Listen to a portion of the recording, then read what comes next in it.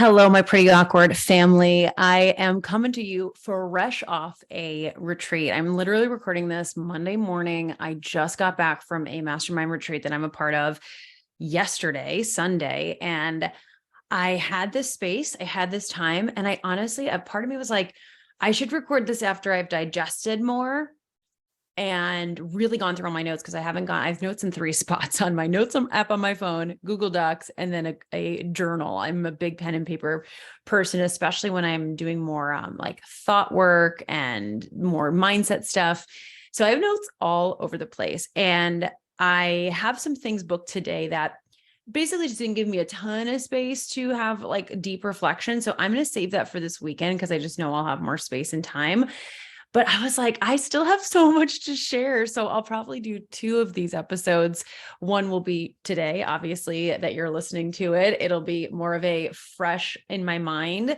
What is like, oh my gosh, these are some really incredible like realizations, ahas, things we learned, stuff like that. And then the next one I do, whether it's next week or week after or whenever it lands, will just be like as things have kind of marinated what I've really picked up, because that's what happens sometimes. You'll go to an event, you'll have a coaching call, you'll hear a podcast, whatever it is. And initially something clicks. And then all of a sudden it's like a delayed reaction. A few days later, a few weeks later, it's like, oh my gosh, that's what that thing was. And it just hits you like a ton of bricks. So I'm going to have that episode as well. But this past weekend, I went to a mastermind retreat. I'm part of a mastermind. It's called Digital Business Evolution Mastermind. Jess DeRose is the head of that mastermind, and she's got such an incredible team. And Jess and I have been friendly for forever.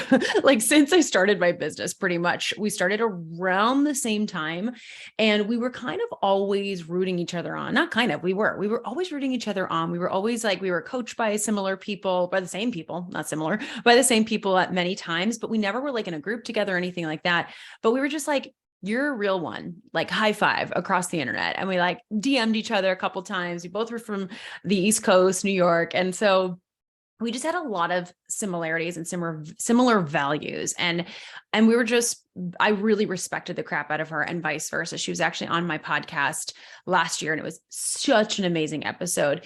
And she's someone that in this industry, as I've seen people grow and as I've seen things change and some messy things happen in the industry and things like that, she's always just been a good person. And with such integrity. And I like to think of myself like that. And I was craving that. I was craving myself a little bit in mentorship. I just see all of that in her, and I respect her so much. And I've just grown to really care about her. And so it was like a no-brainer for me, investing in this. And this past weekend just like solidified it. And, I haven't been part of a mastermind since 2020. It's been quite a long time. It's been 3 years, but I myself have been hosting masterminds. I've hosted 4 retreats in the last 16 months. I had 3 in a row at the end of 2021 and then 1 at the kickstart of 2022. And with literally like 4 within 3 months. It was crazy. I don't recommend doing that. You're going to be exhausted, but the retreats were freaking amazing. And so I have facilitated so many incredible experiences like that. And I love it, but there's such a difference when you're facilitating, you're the leader and you're in charge, and, you've got to hold the space and all of that and planning. It's a lot of energy. It's a lot of work. And while it's so amazing, it was really amazing to be on the other side. It was like, oh, I get to just like show up and be myself. And well, of course I'm being myself at the ones I'm facilitating, but I got to be the client. I got to be on the other side. And it was just like, it was so incredible to get that, like, filled my cup up, get loved on, all of that. And I was like, wow, this was exactly what I needed. The mastermind girls were just incredible. They're just such amazing humans. I'm going to have a lot of them on the podcast. You're going to see a lot of them come on in the next year or so, I'm sure. And I just feel really filled. My cup is filled. I'm a little overwhelmed. I don't even like saying that word, but it just is what it is. I'm a little like, oh my gosh, there's so many things I want to do and not enough time in the day, kind of, way you are after retreats and after events and after learning so much. But I'm also like super at peace and calm and like, it's all going to happen in due time. There's so many things I want to do, so many things I'm working on, but I want to do quality work, and I'm not going to try to rush everything. I'm not going to try to burn myself out. One thing that I am very big on is not sacrificing my life to reach goals and all of that. And so that still rings true, but I have just so much going on that I am like, I want to do all these things. And that was occurring before I went to this weekend, and it just got magnified this weekend. And I'm going to share a few specific things that resonated with me this weekend. But before I do, I'm going to get, as per usual, when is this different? I'm going to get vulnerable with you. I'm like always nervous when I start to talk about these things, which is why my words get tripped up.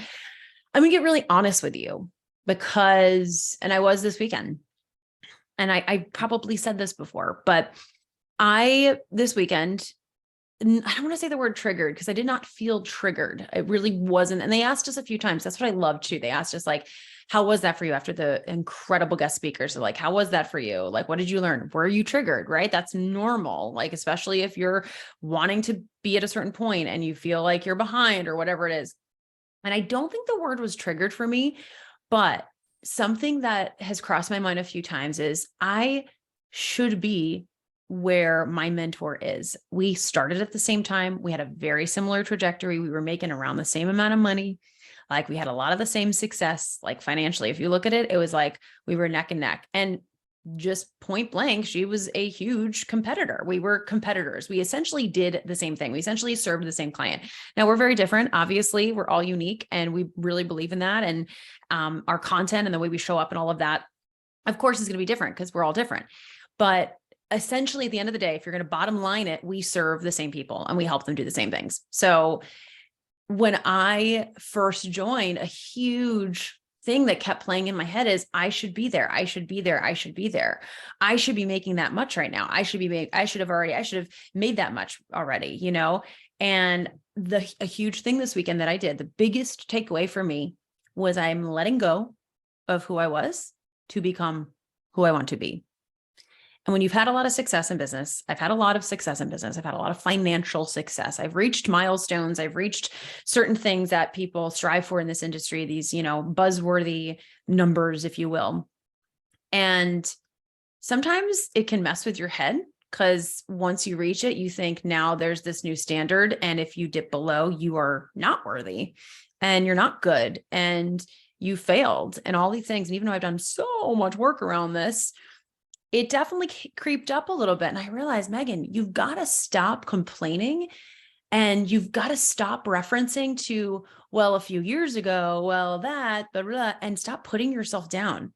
You freaking chose this. You said, hey, something's got to change. I refuse to keep this up because I know the way I structured it wasn't sustainable and my marriage was being affected. If you've listened to my podcast for a while, you know that. If you're newer, that was a huge thing. I was making a boatload of money and I was working a lot. I was coaching a lot. And most of my business model was around live coaching, a lot of one-on-one.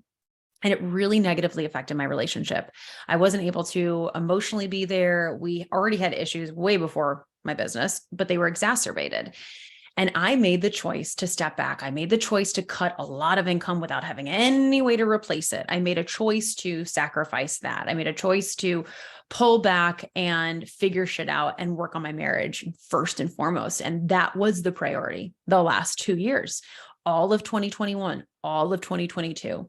And during that process, I tried some things in business, some that worked great, some that didn't. And there were moments, many moments, I feel like almost the whole 2 years, probably like maybe a year and a half of it.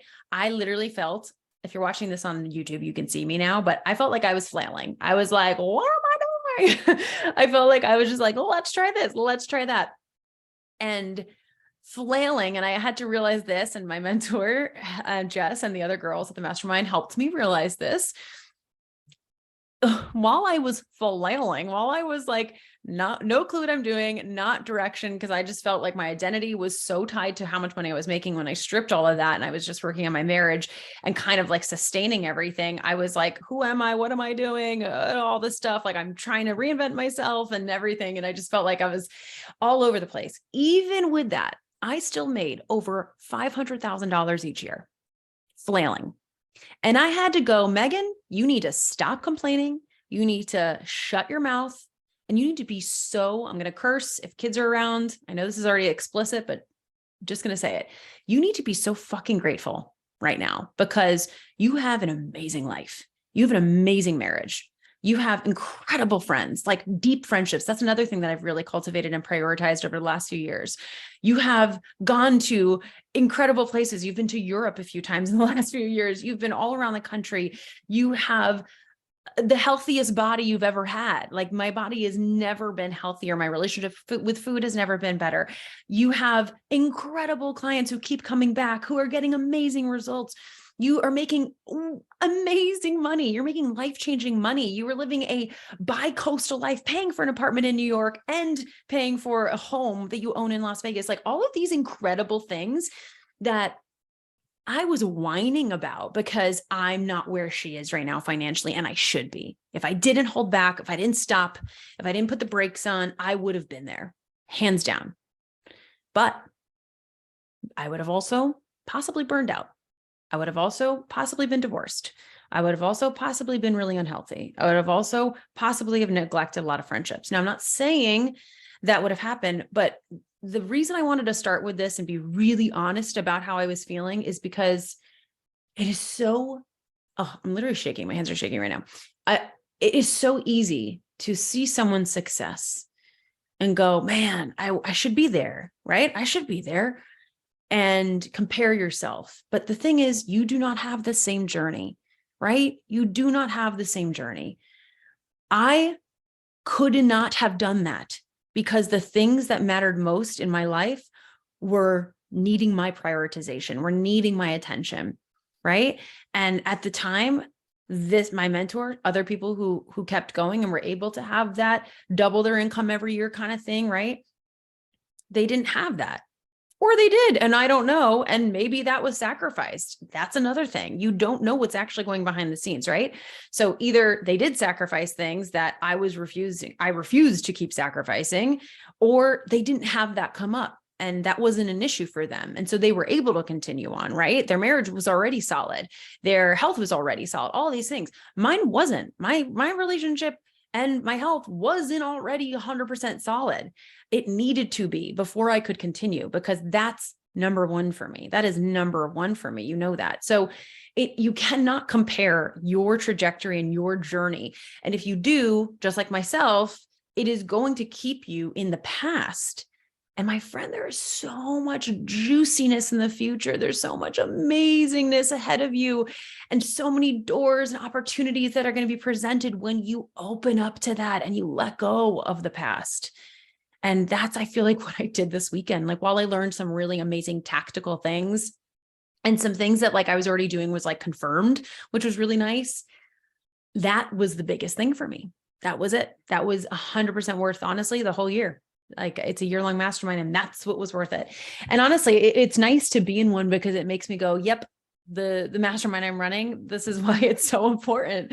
And I just came back and I was messaging my mastermind clients in Voxer. I was like, guys, I'm so pumped, like, to be in this container with you and serve you and being part of one. It's really cool to be like, oh yeah, this is what my clients get. Like, I wanted what they were getting and I'm getting it now. And it's just so powerful. If you can be part of a group, whether it's a mastermind or if you're not quite there yet, a group program, or if it's a free mastermind that you run, you get a couple friends together, you guys mastermind, you hold each other accountable, you get together in person. Like, it is so freaking powerful. There is nothing like it. Like, it is why it's so popular. It is so powerful. So I just cannot recommend having something like that. It just really is. I will put my mastermind waitlist in the show notes. We are full right now, but we will be opening spots soon. So I will put the waitlist there. If you are making well over 5K a month consistently, you will qualify for that, but you need to be full-time, like very comfortably full-time in your business to apply.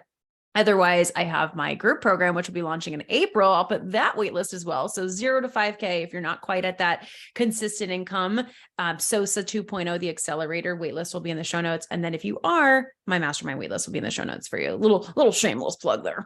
Okay. So that was like my biggest realization and takeaway. Second, or not second, now I'm going to move on to sharing some more tangible things. So we had a really big treat this weekend. My mentor's mentor is James Wedmore. And if you're not familiar with James Wedmore, you're missing out. Go download, not right now, listen to the rest of this episode, but after this, go download or follow if you're on iTunes, subscribe if you're on Spotify, follow Mind Your Business podcast, the Mind Your Business podcast with James Wedmore. I've talked about him a couple of times. So if you've been listening to me, you've heard me probably reference him. I've linked a bunch of his episodes in the show notes. I've been inspired by some of his episodes. They've inspired some of mine. James Wedmore and his podcast specifically has been in my life since I started my third business. So this one in 2017, 2018, I started listening to it.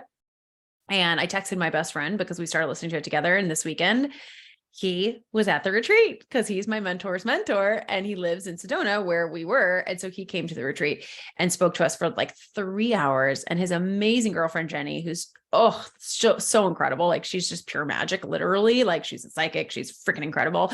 She was there as well and did this amazing, impactful visualization with us. And they just gave so much of themselves to us. And you could just tell the whole time that they actually love what they do. Like, when you meet like your mentors from afar, people you've been inspired by online, and it's always weird to me, but I've had people say this about me and I'm like, what? Really? I'm a normal human. You get like a little starstruck and you're like, I hope they're like they are. I hope they're real. Like, I hope they're like they are on the internet and humble and love what they do. And that was 110% exactly who they were. They are just the kindest, sweetest, most down to earth people. And I mean, they're uber successful. He's a $10 million plus a year business, like incredibly successful and so humble and so giving. And the whole time you could tell he loves what he does. And he loves talking about it. He worked with each of us, like as a group, but talked to each of us in the group as we were going through the topic, which I'll get to in a second. And it was like, wow, this guy loves what he does so much. And he's so excited to talk to us. He doesn't care how much money we make. He doesn't know how much money we all make. Like that wasn't even in the realm, And I was just like, this is it. This is it. Because he leads from such service. He doesn't give a shit how much money someone in the room is making, or if they're making more or less than him. He doesn't put anyone on a pedestal or put them beneath him. And I was like, this is it. This is why this person has been such a mentor from afar from me for so long. And honestly, one reason I chose my mentor is because she's mentored by him. And I was like, I know that this is going to be passed down. Right. And man, is it, it's just incredible. And so he gave so much of himself to us. It was so incredible. But the biggest thing he talked about was team, because we're all at that point where we're either we all have a team, or some people are like starting to develop their team, or they're optimizing their team. That's where I'm at, is really optimizing. I've had a team since 2018, 2019, but like really optimizing it. And he wanted to talk about how to build a team that really supports your future vision, that buys into your future vision. And it was, again, it was 3 hours worth. So obviously I'm going to give you a real Cliff Notes version. The biggest takeaway from that was we went through like an organizational chart and like having very specific roles for your team. But the biggest thing I took away was the concept of ownership and responsibility, is having your team take ownership of their role, of their chunk of the business, and responsibility for it, right? If it succeeds, like it succeeded pretty much because of them. Now, sure, you might be part of that, but like they're the ones that pioneered that ship. And if it fails, not that they're going to be like penalized, but like, okay, let's go back to it. They're going to take responsibility for that failure. And the biggest thing he talked about was like, he encourages mistakes. He's like, you're going to make mistakes. Your team's going to make mistakes. Like they have to feel comfortable. There's got to be that psychological safety, because if they feel terrified to make mistakes, they're never going to do great work. They're never going to take chances. They're never going to bring ideas to the table. Your team's going to make mistakes. You make mistakes. I make mistakes, right? Of course, it's natural. So how can they feel safe to make mistakes? And how can you help them take ownership? If they feel safe, they're going to be more likely to take ownership of their role, because they won't be scared to make those mistakes, and they'll be more bought in. And this was such a flip from just thinking of your team as a taskmaster, right? I'm just going to delegate these tasks I don't want to do. That's my team, right? I'm just giving them these tasks, versus they're taking ownership of that section, right? Like if they run the podcast, they're taking ownership of the podcast. If the podcast numbers increase, that's because of them. Now, sure, you record the podcast. Obviously it has to do with you, but like they did a huge chunk of that, right? And it was just so it was such a beautiful flip of like, is your team actually taking ownership? Are they bought into this, or are they just being treated like task rabbits? And we had to, honestly, myself very much included, do a lot of soul searching around that and go, how much are you contributing to that as the leader? Are you bottlenecking your team? And that is something I definitely am working on, is like being ahead of the game, not giving things last minute. And bless my team, they're amazing, because when you're not super clear on what you're doing, which, like I said, in 2021 and 2022, I was a little like, what am I doing? Like, oh, let's do this, throw it out last minute. It can be tough to work for someone like that, even if they're kind, even if they're nice. I'm a very kind person. I treat people with respect. I never yell if the mistakes are made, like nothing like that, but that's stressful. It's like throwing things at people last minute. And so that's like a huge focus this year, is focusing on one project at a time. Right now, we are focusing on our launch coming up in April, end of April, which is SOSA 2.0, the accelerator. All our content is geared towards that. All our events are geared towards that. Everything we're putting, it's one project. Now, do we have other things happening behind the scenes? Yes. I just signed a one-on-one client. I just had someone come on for an intensive. Like, things happen behind the scenes. We talked about that in my last Heart to Heart. When you're really intentional and focused with your content, people will come to you for other things. They will inquire about other things because you were showing up with so much confidence and so much clarity. They're like, whoa, I want some of that. Can you help me? I don't fit this description. I'm not quite at that level, but I'm at this other level. Do you have something for me? Right? So we're still doing other things behind the scenes, but as far as like the big focus, it's all on that, and like really prioritizing that. And that was something else he talked about, is like having one main focus each quarter and not trying to do a million things. Right. And now, of course, he's coming from this like 14 years of experience, having a $10 million a year business. Obviously, his team is going to be very different than mine, than yours, than anyone else in the rooms. Right. And so, he kept reiterating that, but he really taught us in phases of like, what can we control? And then how can we help our team take ownership? So that was really huge.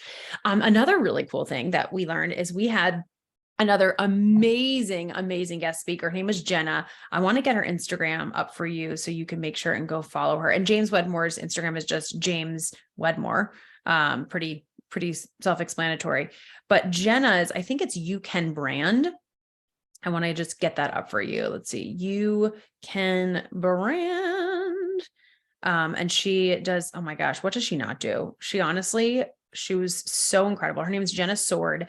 She's a course creation launch expert, Facebook and IG ad brand strategist, conversion launch strategist, former Nike designer, and an AI, artificial intelligence expert. And that's what she went over with us and blew our frickin' minds. It was amazing. Like, we learned so much about AI. If you want to dive deep, definitely go check out her stuff, because she's got so many resources on it. But I've heard of ChatGPT and all of that, and it's kind of wild, but I haven't really dove into the AI imaging. And oh my gosh, some of the stuff she shared, like her Facebook ads are doing so much better with AI images. And it's not like completely different. It's not like it's not her at all. It's like just an enhanced scroll stopping image. And one thing she said, she's an ads expert. She's like, you can have the best ad copy. If you do not have a scroll stopping image, they're not going to stop and click your ad. And a lot of these branded, beautiful ads don't get seen or don't get as higher click rates because of that. So like, how can you stop the scroll? How can you stand out? Right? And a lot of it is this AI imaging. And something I really loved is she talked a lot about the ethics of it, is how to do it ethically. And one thing she said is, do not use, if you're typing in and you're doing the AI imaging in some of these different tools, do not, and I'm going to bring up the ones that she recommended, because I want to make sure I give you that too, because there's a couple websites that she recommended, but don't type in an artist that's known, because then it's going to populate that artist's stuff or similarities. And then you're taking away from that artist. And that's not fair. That's not ethical. Right. So that's a big no. Don't do that. And then with ChatGPT, make sure when you're getting some of this back, I think ChatGPT can be such, which I thought it was GPT, like B as in boy, for forever. And now I realize it's P as in Peter. So fun fact, didn't know that.